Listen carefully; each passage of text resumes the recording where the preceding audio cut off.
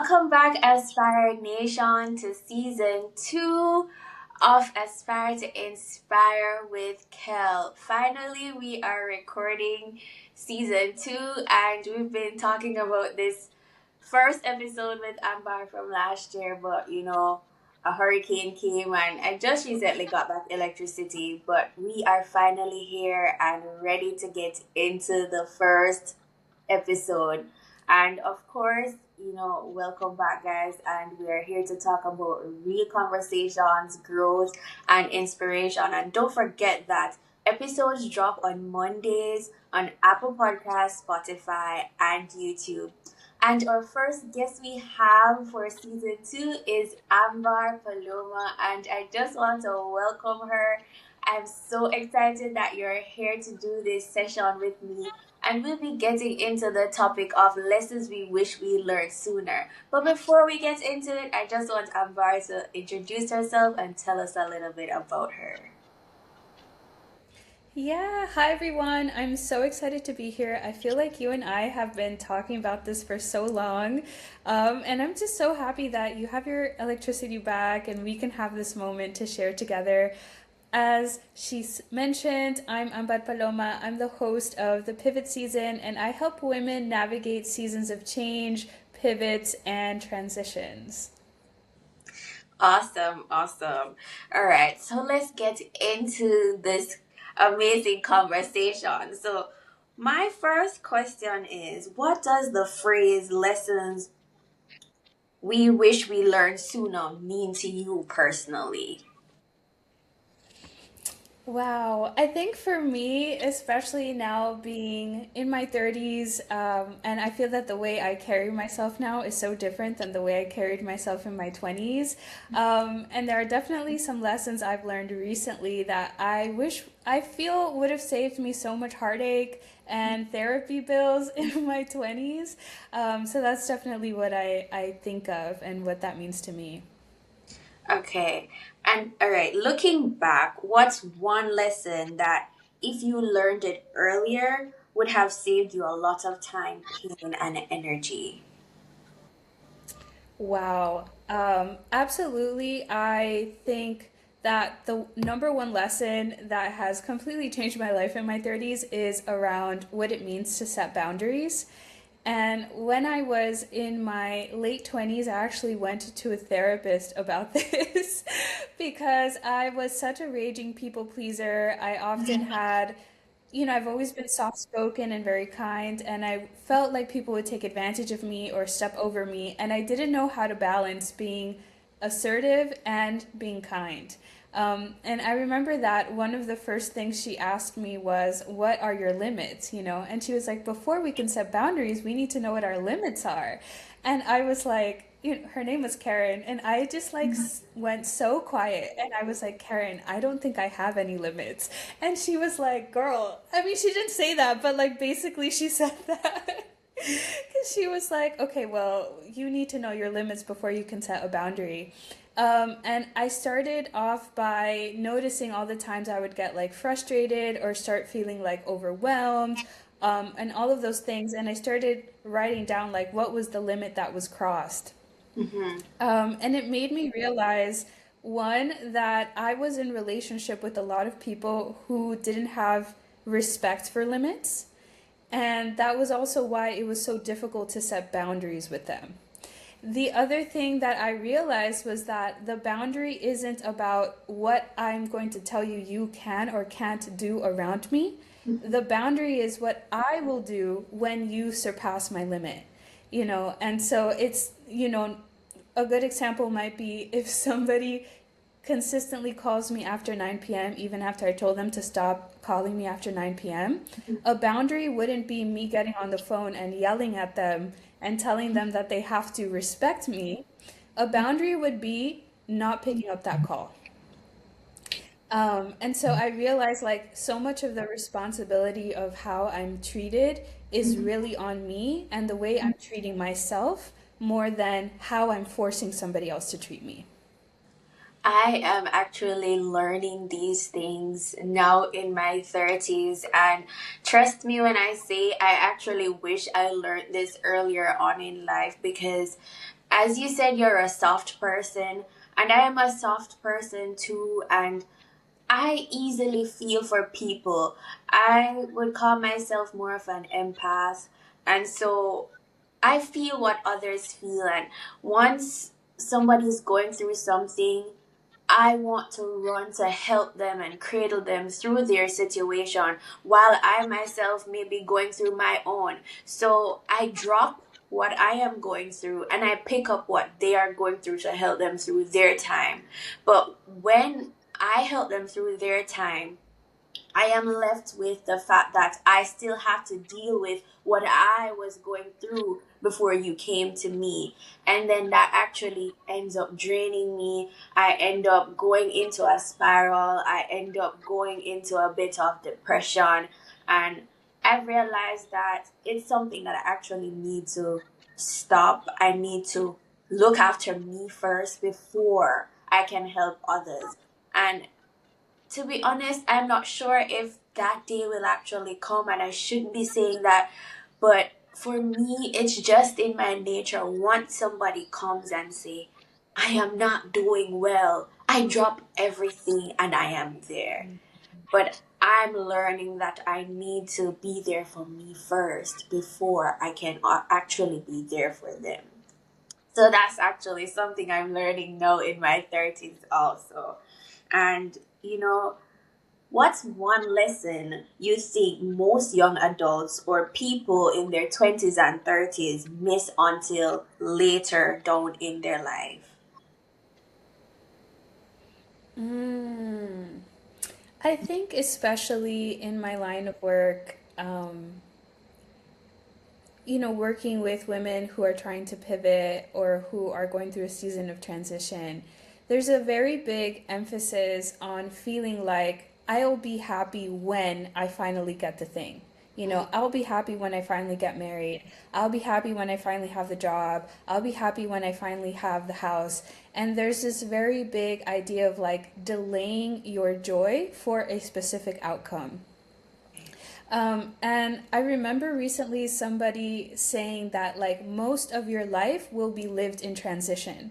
So when you think about like the moments when you have that outcome are actually a really small part of your life, and then you re-enter a new season of transition. And so if you think of like every time you enter transition, imagine that's 80% of your life, and you spend 80% of that time just delaying your joy for the 20% of the time when you have the thing. Um, and I think that it's really important for us in our 20s and our 30s to understand that, like, joy, in a sense, is a bit of a mindset, right? It's having fun in the in between, it's finding joy in friendships, in your day to day, in in sunshine, even in the journey, right? And not so much waiting for some specific thing to happen for you to feel happiness, because that thing might actually never come. And if you continue to delay it, you're going to feel so unhappy for so long. Yes, that is so, so true. That is so, so true. And one example is, for me, I used to think that I wanted to achieve certain things by a certain age. And as 30 came up for me, now, me being in my 31st year, I realized that I didn't achieve these things by 30. And I started feeling flustered about it. I started feeling down about it. I felt like I was accomplishing things as I should. But as I entered my 30th year and went into my 31st year, I realized that there's no time stamp on what you achieve. There should never be a time stamp on what you achieve or when you achieve it. Like, a lot of people now are getting married in their late 30s, 40s, and back more in our earlier years, back in our 20s, we thought that everybody should get married in their 20s. But now I'm realizing that a lot more women are going and spending their 20s traveling, spending their 20s learning and unlearning certain things. And when they enter their 30s, that's when they're actually starting to get married, forming a family and stuff like that. And so it's all about learning and unlearning, which leads me into the next question is, what has it been like unlearning certain things? in your journey? Yeah. I feel like unlearning is such a big part of this. And to tie it back to the last two conversations we've had, those societal expectations, and also when you said that, like, you're also a soft person, something I needed to unlearn was what it means to be sensitive. I think that growing up, I was always told that I was a sensitive person. I've always had very big emotions. But something I'm noticing now in my 30s, and I think it's partially because I've honed in on that sensitivity, so I don't have out of control reactions anymore. But I noticed that that sensitivity is also the reason why I can notice when someone feels sad even before they say something, right? Or I can notice when someone is being deceiving even before they're being honest with themselves, even. And I can kind of notice these nuances and energy around me, and it's part of what makes me so good at being empathic and also making healing space for other people.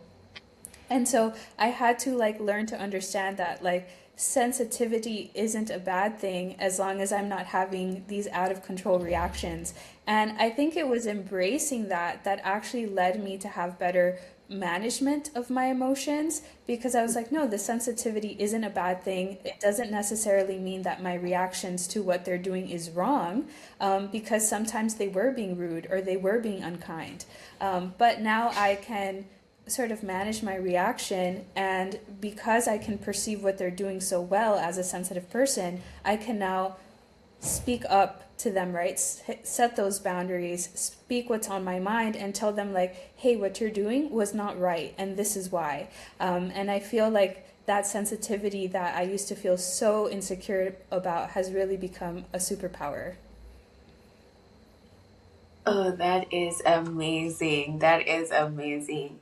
And also, if you could go back and give your younger self advice, what would it be?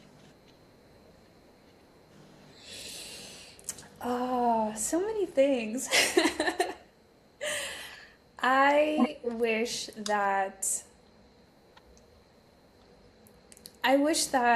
going off of the sensitivity conversation, I wish that she wouldn't have tried Mm-hmm. so much to be liked and to be a people pleaser, and that she Oh, understood that the yeah. things that made her different were also the things that made her Mm-hmm. special.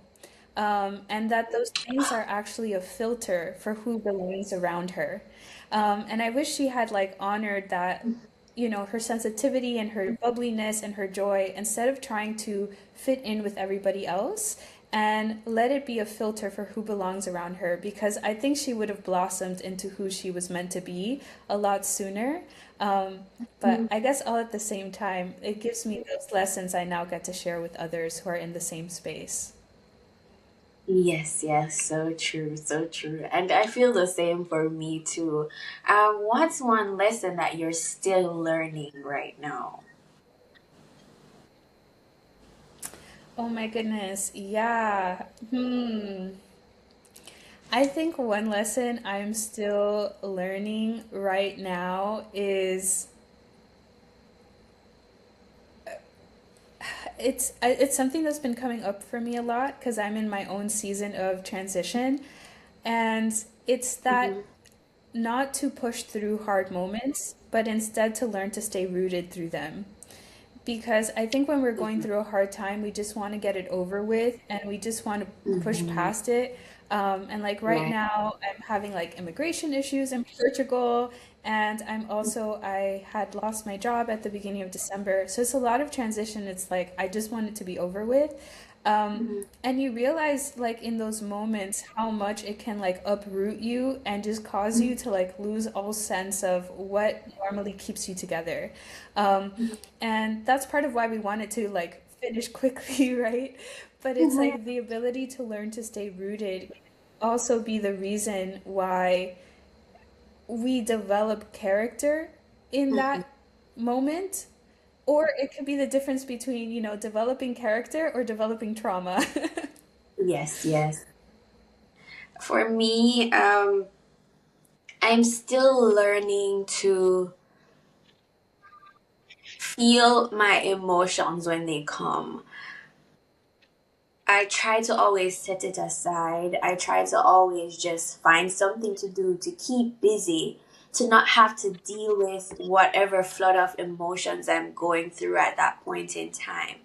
And I realized that once I do that, it only makes me have more to do at the end of the day. So when I may need to lay down and I may need to relax to go to sleep, my brain is still working through the night, even while I'm sleeping, because I did not deal with what I was feeling in that moment. I just set it aside. I got busy. I found work to do, or I went and I caught up on a show and I keep myself distracted to not deal with those emotions. So, what I've been learning is I've been learning to sit with how I'm feeling, to feel the emotions, and just work through it instead of just setting it aside. So, that's something I'm still learning right now. And there's so much more, but you know, that's just the one I'll be sharing. But also, if Aspire Nation could take away something from today's conversation, what do you hope they would take away from what we have been speaking about? Yeah, I think, we talked a lot about boundaries and sensitivity and being authentic to who you are. And I would say that never be afraid to speak truth and love and to speak up for the things that you value and the way you want to be treated, because it's only going to filter out who isn't meant for you, and it's going to allow you to continue blossoming into who you're meant to be. Right, right. And also, if our listeners could walk away with one mindset shift, which one do you think it should be? Yeah.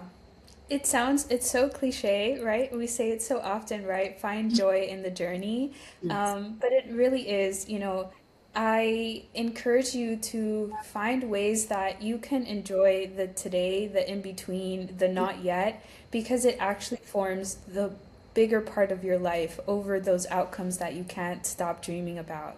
Yeah. So learn to find joy in today and in the not yet.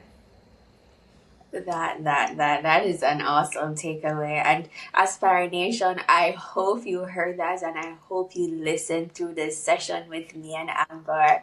And that concludes today's session of season 2, episode 1. It has been amazing having you, Amber. It's been an amazing convo. And thank you so much for joining me. Thank you so much for being here. And I look forward to having more sessions with you in the future.